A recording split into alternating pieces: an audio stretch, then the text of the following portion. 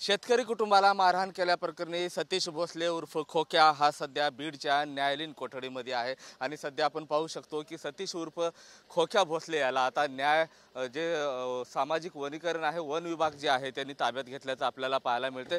सतीश भोसले याच्यावर अनेक आरोप झालेले आहेत आणि त्यानंतर आता सतीश भोसले याची चौकशी करण्यासाठी अशा पद्धतीनं त्याला घेऊन जाताना आपल्याला पाहायला मिळते। बीडच्या जिल्हा कारागृहामधून त्याला सध्या घेऊन जाताना आपल्याला पाहायला मिळते आणि आता सतीशची नेमकी काय चौकशी होईल, सतीश नेमकं शिकार केल्याप्रकरणी सतीशवर अनेक गंभीर आरोप होते।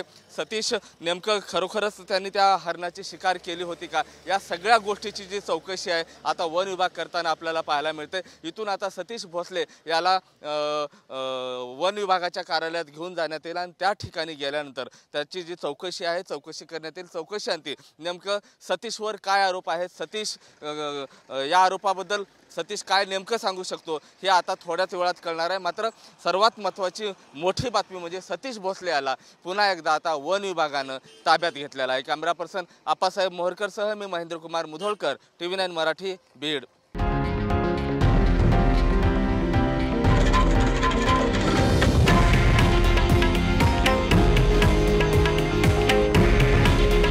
हे आहे देशातील नंबर 1 न्यूज नेटवर्क आणि आपण पाहत आहात TV9 मराठी।